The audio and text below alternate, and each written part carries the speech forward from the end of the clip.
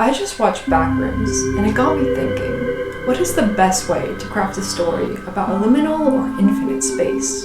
I'm going to be harsh on Backrooms, because I love the concept. The fact that some parts were so well done makes me imagine what the story could have been if everything was on that level.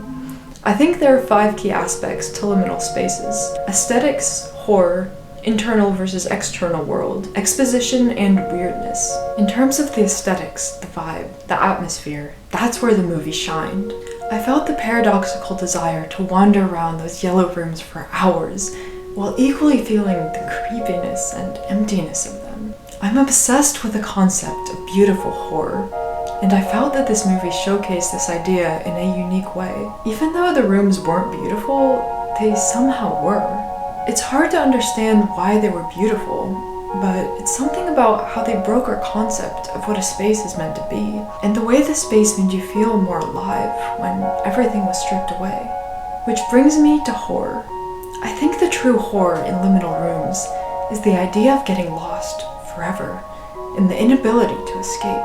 To search so long and never find what you're looking for, like in Borges' The Library of Babel.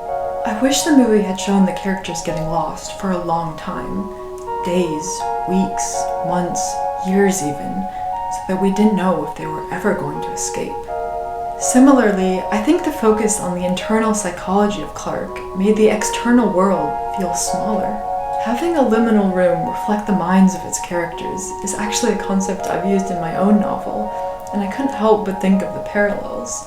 The liminal room in my novel is formed from the collective unconscious and imagination of its occupants, and maybe that's why it still feels infinite to me, because imagination feels limitless. While in the Backrooms, the concept of the room copying its surroundings and occupants felt a lot more limited and literal, and its strong parallel to AI didn't help. We only saw it copy furniture, disfigure people, and there was one instance where it copied emotion: Pirate Clark. If the movie stuck with the imperfect copying idea, I think a lot more instances of copying should have been shown, for the concept to feel abstract and surprising. Also, we jump from Clark running from a monster to being a psychopath, and so obsessed with the Backrooms that he doesn't want to leave, without anything in between. We don't even see the full progression of his character, which makes it hard to even immerse ourselves in his internal world. One of the key questions for any storyteller is, how much do you explain? When the movie ended, I felt like it explained nothing. But then after thinking about it, I felt like it explained everything, and that it explained too much. I like when mysterious aspects of stories come to light, instead of leaving everything up to the audience's interpretation. But I think a surreal place requires a surreal explanation.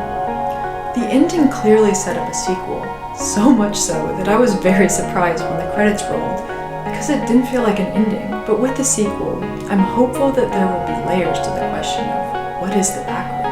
I think the monsters were a poor choice, and the scene where they were suddenly edible did not work for me.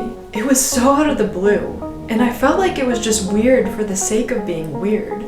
I think weirdness is a key factor to liminal rooms, and contributes to why they feel wrong and otherworldly. The best example I can think of is the Red Room from Twin Peaks. The backwards speaking, the arm, the giant, the doppelgangers, all felt weird and random in the right way. They felt unexpected, but not out of place. And maybe that's because everything David Lynch is weird, but there's still something to be said for incorporating weirdness that fits the specific surreal space. Overall, I enjoyed Backrooms, and I hope to experience and create more stories in this fascinating genre.